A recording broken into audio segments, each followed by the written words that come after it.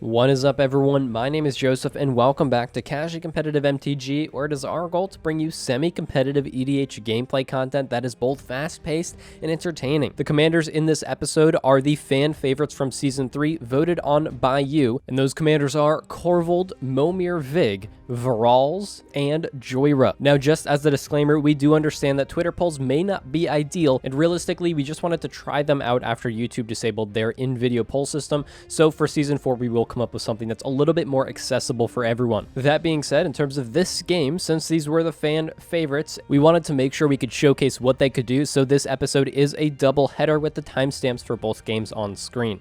That being said, before we get into the opening hands and deck introductions, let's go over some quick channel promotions. If you want to help support the channel financially, we have a Patreon link in the description. Those who back our Patreon really do help us to keep the production quality of these videos as high as possible. And for the month of August, for the lightly played tier and above, we're allowing you to submit budgeted cEDH deck lists for our upcoming season. There's a link in the description to a community post where we talked more about it. If you want to rep some casually competitive merch, there's a link to our merch store in the description. Also, if you're buying cards in the near future, if you click on our TCG affiliate link in the description, any purchase you make after that will directly help the channel at no cost to you. And finally, if you use our code CasuallyMTG on eligible purchases at Flipside Gaming, you can get a 10% discount. And from now until when the set releases, we're partnering with them for a Zendikar Rising giveaway. And if you want more information, there's a link in the description with more details. Now, with that all out of the way, let's get into the opening hands and deck introductions for game number 1. Going first in this game is Bill playing Korvold, Fae Cursed King. This is a food chain based deck with the goal to exile Squee the Immortal or a similar creature to food chain to generate infinite creature mana and then use his commander as a card draw engine. Since this deck doesn't have blue in it, it looks to win fast to get around and ahead of the control players at the table.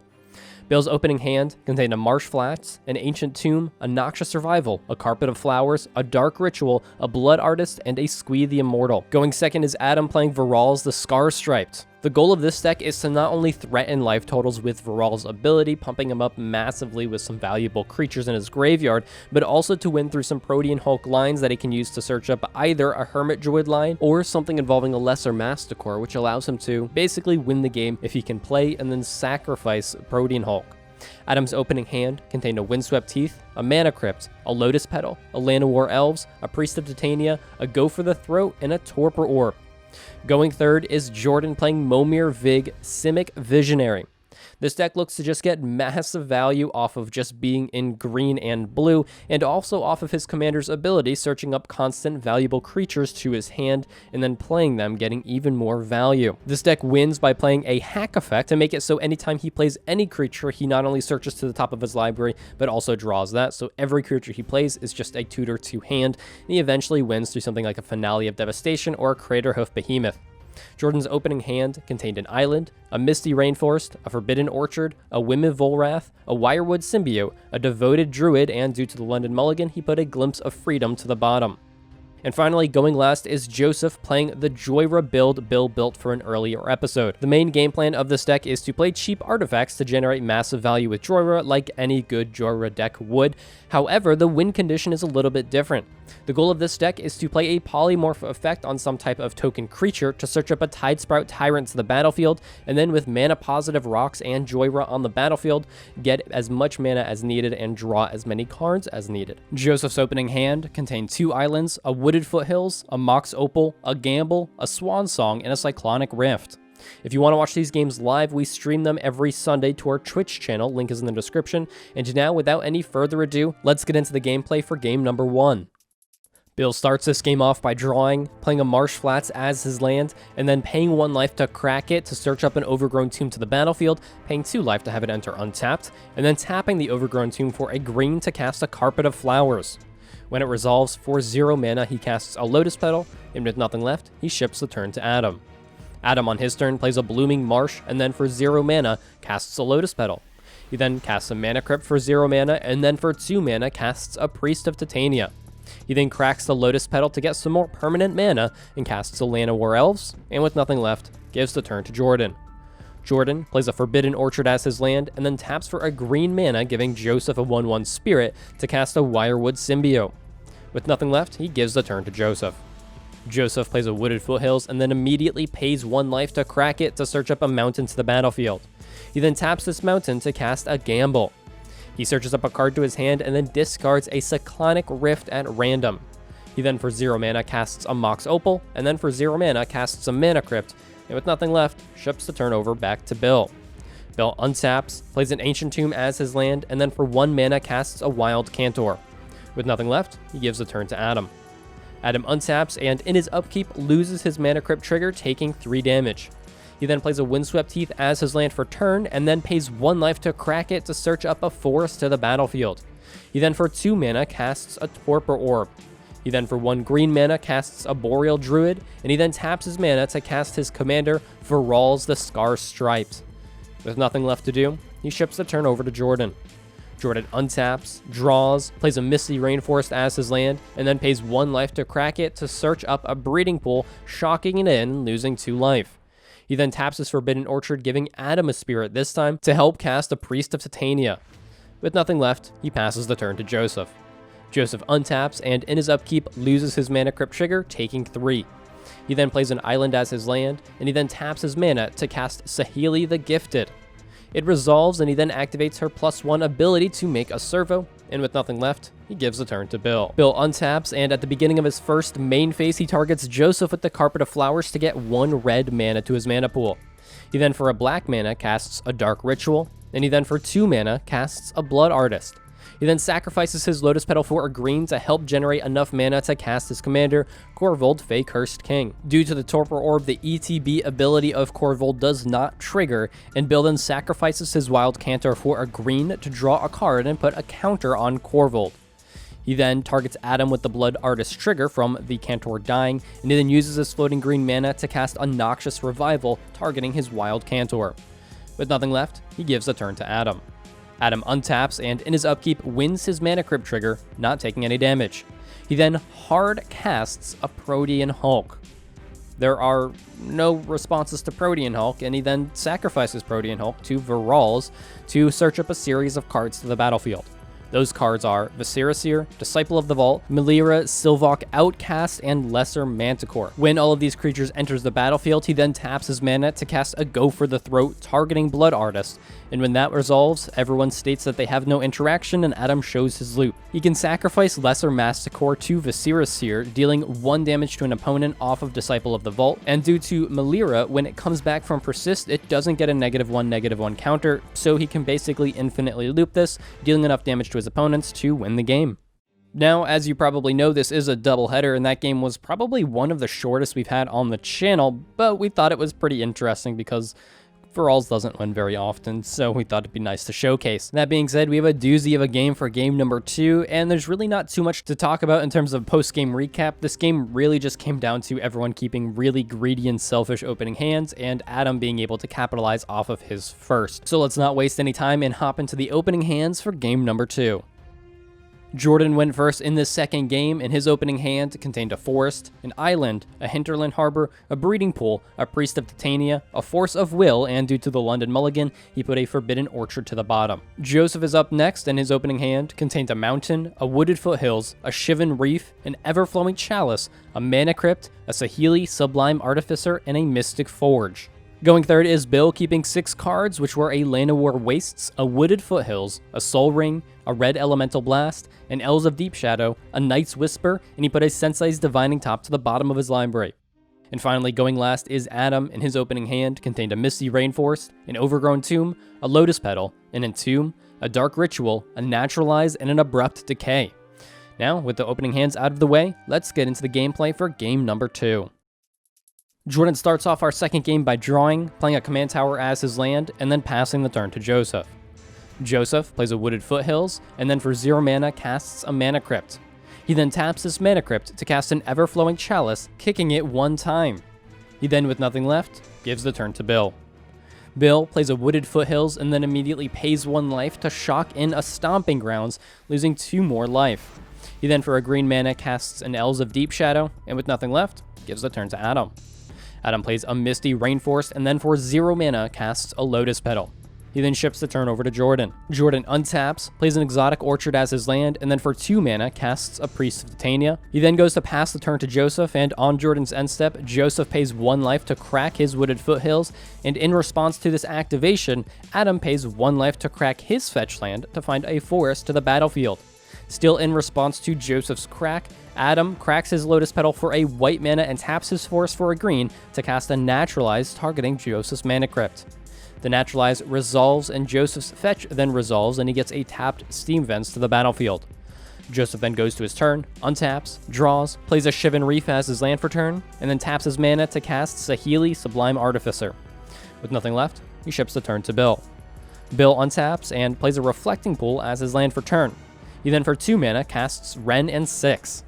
He then uses Wrenn and 6's negative ability to kill Jordan's Priest of Titania, and he then for 1 mana casts a Soul Ring. With nothing left, he passes the turn to Adam. Adam untaps and then plays an Overgrown Tomb as his land for turn, paying 2 life to have it enter untapped. He then, with nothing left to do, passes the turn to Jordan. Jordan untaps, draws, and then as his land plays a tapped Breeding Pool and immediately ships the turn to Joseph. Joseph untaps, plays a Cavern of Souls as his land, and when it enters the battlefield, he names Human. He then taps his mana, including the Cavern of Souls, to cast an uncounterable Jhoira Weatherlight Captain. With nothing left, he ships the turn to Bill. Bill untaps, and then retaps his mana to help cast his commander, Korvold Fae Cursed King. When Korvold enters the battlefield, he sacrifices his Elves of Deep Shadow to draw a card and put a counter on Korvold, and then he activates Wrenn and 6's plus ability to return his Wooded Foothills to his hand, and he then plays this Wooded Foothills, and he then pays 1 life to crack and activate it, and when he cracks it and sacrifices it, he draws a card, puts a counter on Korvold, and he then searches up a Blood Crypt to the battlefield, paying 2 life to have it enter untapped. He then goes to pass the turn to Adam, and on Bill's end step, Adam for a black mana casts Entomb. It resolves and he puts a Protean Hulk into his graveyard. Adam then goes to his turn, untaps his mana sources, draws, plays a Mana Confluence as his land for turn, and he then taps his mana to cast his commander, Varolz the Scar Striped. He then passes the turn to Jordan. Jordan untaps, plays a Mana Confluence as his land, and still with nothing left to do, passes the turn to Joseph. Joseph untaps and begins his turn by, for a blue mana, casting a Ponder. He makes a servo on cast from Saheeli and decides to shuffle with Ponder, and he then draws a card.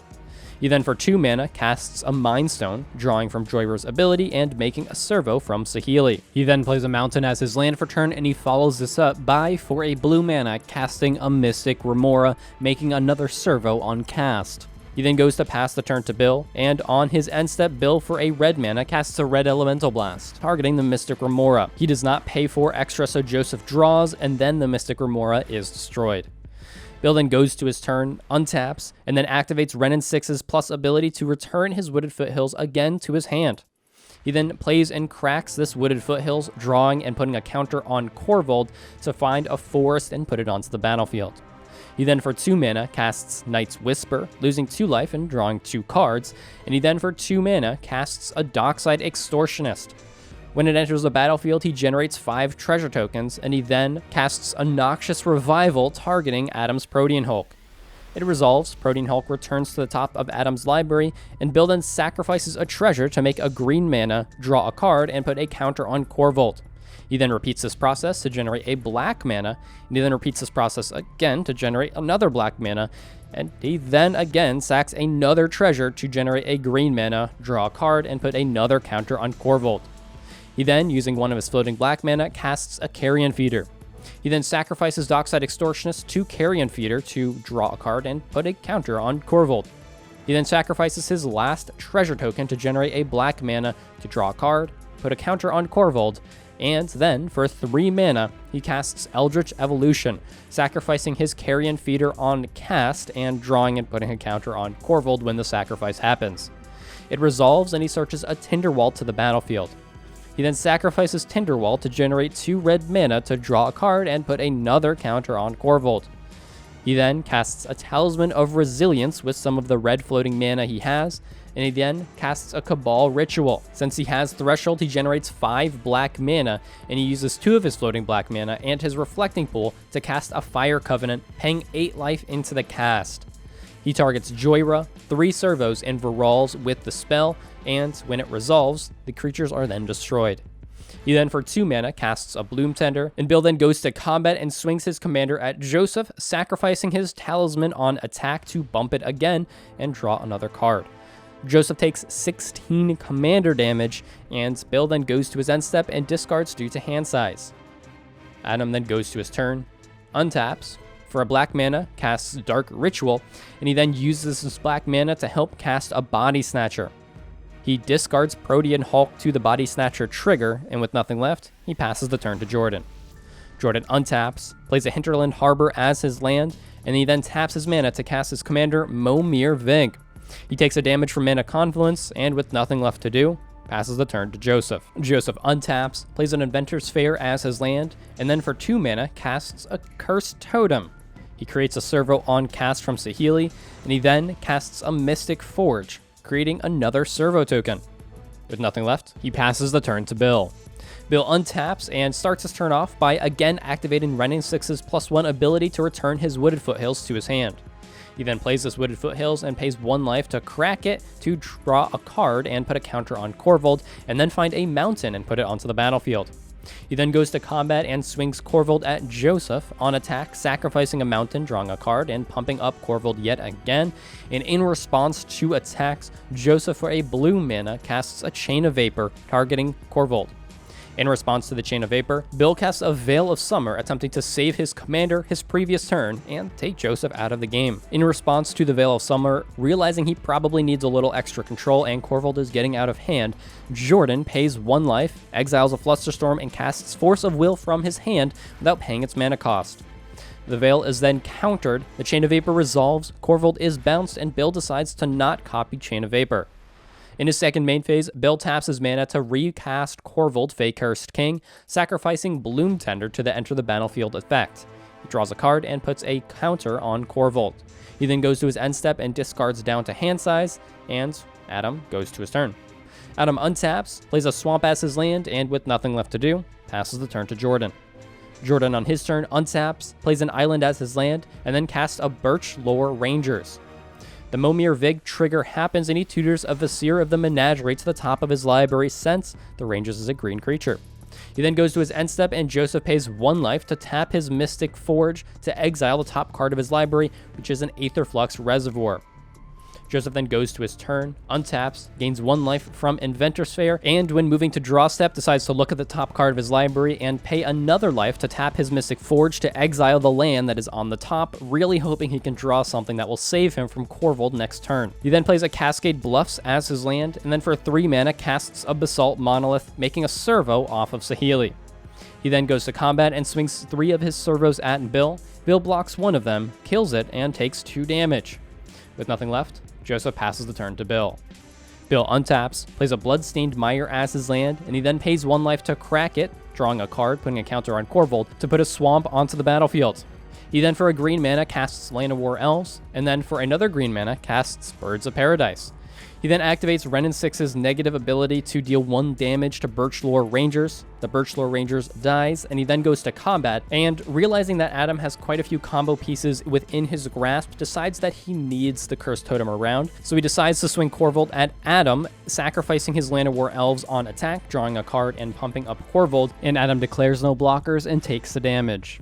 In his second main phase, Bill exiles a Simian Spirit Guide from his hand to help cast a Vexing Shusher, and he then goes to pass the turn to Adam, and on Bill's end step, Adam taps for 2 mana to cast an Abrupt Decay, targeting the Cursed Totem. The Cursed Totem is destroyed, and Adam then goes to his turn, untaps, and then starts his turn by, for 3 mana, casting a Toxic Deluge, paying 8 life into the spell.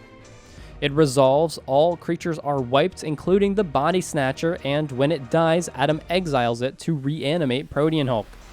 Adam, with nothing left to do on his turn, passes to Jordan. Jordan untaps, and then casts Momir Vig from his command zone, taking a damage from Mana Confluence. With nothing left to do, he ships the turn to Joseph. Joseph untaps, gains 1 life from Inventor's Fair, and then in his upkeep again pays 1 life to activate Mystic Forge to exile the top card of his library. He then plays a Command Tower as his land for turn, and he then taps his mana to cast his commander, Jhoira, from the command zone. With nothing left, he gives the turn to Bill. Bill untaps, draws, and then taps his mana to cast his commander Korvold, sacrificing a forest to the ETB. He draws a card, puts a counter on Korvold, and he then, as his land for turn, plays a Polluted Delta. He then sacrifices this Polluted Delta, drawing a card and putting a counter on Korvold to search up an Overgrown Tomb to the battlefield, paying 2 life to have it enter untapped. He then exiles Elvish Spirit Guide from his hand to help cast a Wild Cantor. He then sacrifices this Cantor for a red, drawing a card and putting a counter on Korvold. And with these triggers complete, he activates Wrenn and 6's plus ability to return his Bloodstained Mire to his hand. He then uses his floating mana to help cast a Destiny Spinner, and with nothing left, he passes to Adam. Adam untaps and then starts his turn by casting a Green Sun Zenith, X equaling 3, losing 1 life from Mana Confluence. It resolves and he tutors a Satyr Wayfinder to the battlefield. Off of the Wayfinder, he reveals an Assassin's Trophy, a Phyrexian Revoker, a Marsh Flats, and an Ancient Tomb, and he decides to put the Marsh Flats into his hand and put the rest into his graveyard. He then plays the Marsh Flats as his land for turn, and with nothing left, he passes the turn to Jordan. Jordan untaps, plays a forest as his land, and then for 2 mana casts a Destiny Spinner. Off of the Momir Vig tutor, he searches an Incubation Druid to the top of his library. He then taps his mana to cast Vizier of the Menagerie, not tutoring off of the Momir Vig trigger, and he then casts Incubation Druid off of the top of his library due to the Vizier being on the battlefield. He tutors Kinnan Bonder Prodigy to the top of his library off of this Momir trigger, and with nothing left to do, he passes the turn to Joseph. Joseph untaps, gains a life from Inventor's Fair, and before moving to his draw step, again pays 1 life to activate his Mystic Forge to exile the top card of his library, really just looking for some gas at this point. He then pays 1 mana to crack his Mind Stone to draw a card, and he then casts Saheeli the Gifted, drawing off of his commander and making a servo from the other Saheeli. He then activates this new Saheeli's plus ability to make a servo, and he then plays an island as his land for turn, and with nothing left, passes the turn to Bill. Bill untaps, plays a Bloodstained Mire as his land, and then pays 1 life to sacrifice it to draw a card and put a counter on Korvold to search up a land to the battlefield, but unfortunately at this point, after tutoring so many times, he has no valid targets and fails to find. He then casts a Walking Ballista, X equaling 1, and he follows this up by using Wrenn and 6's negative ability to deal 1 damage to Saheeli, Sublime Artificer. He then goes to combat and declares Korvold as an attacker at Saheeli the Gifted, and on attack he sacrifices Wrenn and 6 to the trigger to draw a card, put a counter on Korvold. The damage goes through, Saheeli the Gifted is destroyed, and Bill goes to pass the turn to Adam, and on Bill's end step, Adam pays 1 life to crack his Marsh Flats to search up a swamp to the battlefield. Adam then goes to his turn, untaps, takes 1 damage from Mana Confluence to help recast his commander Varolz. He then sacrifices Protean Hulk to Varolz's ability to search up a Lesser Masticore, a Melira, a Disciple of the Vault, and a Stitcher Supplier. The Stitcher Supplier ETB happens, Adam mills 3, a Blighted Bat and 2 lands, and then he sacrifices the Stitcher Supplier to Varolz, milling Vines of Vastwood, Hermit Druid, and Null Rod. He then plays a tapped Blooming Marsh, and since he can't really combo off with the Walking Ballista threatening to stop his combo, he decides to wait it out and pass the turn to Jordan. Jordan untaps, and in his first main phase, loses 1 life to his Mana Confluence to cast Kinnan Bonder Prodigy. Off of the cast, he tutors and draws a Beast Whisperer due to Momir's ability, and he then, for 4 mana, casts this Beast Whisperer. Off of the cast, he tutors a Bloom Tender to the top of his library, and he then casts it off the top due to Vizier of the Menagerie. Off of the cast, he decides to draw with Beast Whisperer's trigger first, and he then resolves the Momir Vig trigger, tutoring a Gilded Drake to the top of his library. He then plays an island as his land for turn, and he then casts Gilded Drake from the top of his library on cast, revealing and drawing a Dryad Arbor off of the Momir Vig trigger, and then drawing from the Beast Whisperer trigger. Gilded Drake enters the battlefield and he has it target Korvold. In response to the Gilded Drake ETB, Bill casts an Abrupt Decay targeting the Gilded Drake. It resolves, the Gilded Drake is destroyed, and since it's no longer on the battlefield, the ability fizzles. Jordan then goes to combat and swings his Vizier at Adam, who declares no blockers and takes the damage. Jordan then goes to pass the turn to Joseph, and on Jordan's end step, Joseph cracks his Inventor's Fair to search up a Sensei's Divining Top to his hand. Joseph then goes to his turn, untaps, and before moving to his draw step, activates his Mystic Forge, paying a life to exile the top card of his library, and he then draws, plays an island as his land, and then for 1 mana casts a Sensei's Divining Top, drawing off of Jhoira and making a servo from Saheeli. He then casts a Chromatic Star off the top of his library due to Mystic Forge, making a servo and drawing a card off of Jhoira. He then cracks his Chromatic Star to generate a blue mana and draw a card off of its ability, and he then taps the Sensei's Divining Top to draw a card. He then pays 1 mana to cast the Divining Top from the top of his library due to Mystic Forge to draw and make a servo. He then taps top to draw a card, and then uses his floating blue mana to recast the Divining Top, drawing and making a servo. He then filters mana into his Cascade Bluffs to make 2 blue mana, and uses 1 of this mana for a Mana Vault, drawing and making a servo, and he then taps to cast a Fel War Stone, drawing and making a servo. He then casts a Lotus Petal, drawing, making a servo, and he then taps top to draw a card. He then uses his mana to recast top to draw and make a servo, then taps top to draw a card, recasts it, taps it again to draw a card, and recasts it 1 final time, drawing and making a servo. He then for 2 mana casts a Grape Shot with 10 additional copies due to the Storm count, and has 8 of the copies targeting Korvold, has 1 at Disciple of the Vault and 2 at Melira. In response to this, Adam sacrifices Lesser Masticore with Varolz. The trigger from Disciple of the Vault happens, and he makes Bill lose 1 life. In response to this trigger, Bill removes a counter from Walking Ballista to kill Disciple of the Vault. The Disciple then dies, and Adam sacrifices Melira to Varolz, and Lesser Masticore comes back to the battlefield with a -1/-1 counter due to Persist. Joseph then goes to combat, swings his 2 servos at Bill. Bill blocks and kills 1 and then takes 1 damage. Joseph then goes to pass the turn to Bill, and on his end step discards 6 lands and a Meridian Besiege down to hand size. Bill then goes to his turn, untaps, plays a Cavern of Souls as his land, naming Goblin when it enters, and he then taps his mana to cast Squee the Immortal. With nothing left, he passes the turn to Adam. Adam untaps, plays a Genstone Caverns as his land, and then for 2 mana casts a Sylvan Library. He then scavenges Phyrexian Revoker to put 2 counters onto Varolz from Varolz's own ability, and he then scavenges Stitcher Supplier to put a counter onto Lesser Masticore. With nothing left, Adam gives the turn to Jordan. Jordan untaps, and then retaps some of his mana to cast a Devoted Druid. He resolves the Momir Vig trigger, searching a Wirewood Symbiote to the top of his library, and then drawing from the Beast Whisperer. He then casts the Symbiote, and in response to this cast and the triggers, Joseph cracks his Lotus Petal for a red mana to cast a Red Elemental Blast, targeting Kinnan. In response to the Red Elemental Blast, Jordan adapts his Incubation Druid, and then taps it for 4 green mana, and then taps his Bloom Tender for 1 green and 2 blue due to Kinnan's ability to generate extra mana. Kinnan is then destroyed, and Jordan, off of the initial triggers, surges up and draws a Collector Oof from the Beast Whisperer and Momir Vig. He then casts this Collector Oof, and in response, Bill floats 2 mana from his Soul Ring. Jordan resolves the Beast Whisperer trigger first, drawing, and then resolves the Momir Vig trigger, searching a Llanowar Elves to the top of his library. He then casts Llanowar Elves, tutoring a Painter's Servant to the top of his library, and then drawing from Beast Whisperer. He then casts Painter's Servant and decides to name blue when it enters the battlefield. He draws off of Beast Whisperer from this cast, and he then bounces Llanowar Elves with Wirewood Symbiote to untap Incubation Druid. He then for 1 mana recasts Llanowar Elves to draw a card from Beast Whisperer, and then resolves the Momir Vig trigger and searches a Sidisi's Faithful to the top of his library.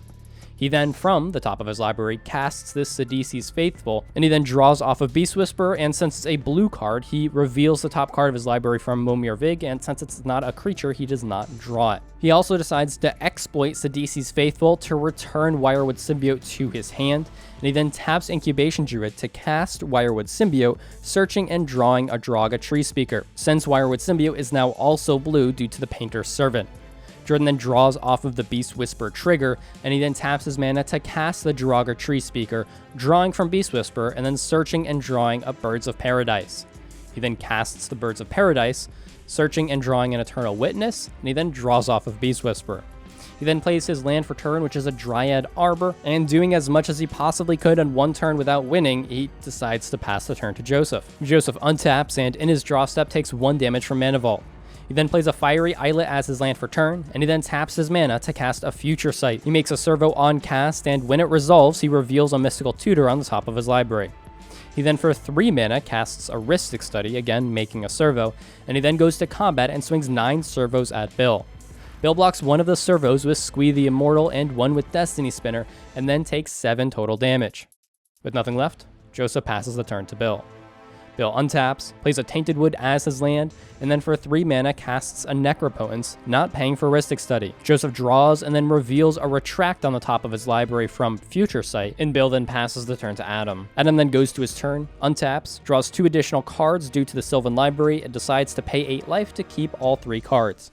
He then plays a Windswept Heath as his land, and he then for 1 mana casts an Elves of Deep Shadow, paying for Rhystic Study.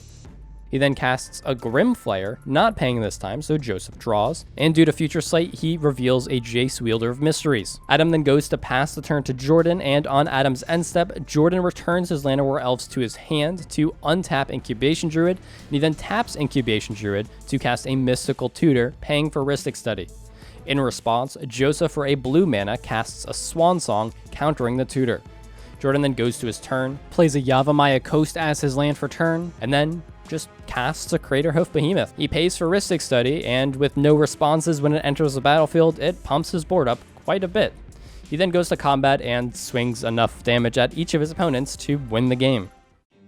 Now, I don't know if you guys believe me or not, but that game was an absolute blast to play and was quite the game indeed. It was crazy how back and forth it was. Everyone was basically just a little bit away from winning, but there were just too many answers to be had. Bill getting stopped by the timely Chain of Vapor and then being put in a weird position where he needed Joseph to stop Adam from winning. Adam being held hostage by a Walking Ballista. Joseph, who is me, playing the Jhoira deck, I was very close to winning if I could just use my artifacts for mana on that last turn. And Jordan obviously being very close to winning at the end and also, just winning. So it was a very back and forth game. It was just a really fun game to play with a lot of these decks that really aren't seen too often. The Jhoira deck's a little different. The Varolz is fringe at best. Momir Vig is definitely not seen too often. So it was a really cool pod to have all these commanders in one video, and hopefully you guys did enjoy it. Like I said before, we will be switching up the poll system a little bit to make it more accessible. So hopefully if you didn't get a chance to vote on your favorite commander in Season 3, you will get a chance in Season 4. And remember, if you're a patron or a YouTube member of the tiered lightly played or higher, or a Twitch subscriber, there's a link in the description with more information on how you can submit a budgeted cEDH deck list for our upcoming season. That all being said, I'm honestly tired of talking after recording that game, so that's all we have for this video. Hopefully you guys did enjoy it. I am Joseph, this is Casually Competitive MTG, and we will see you next time.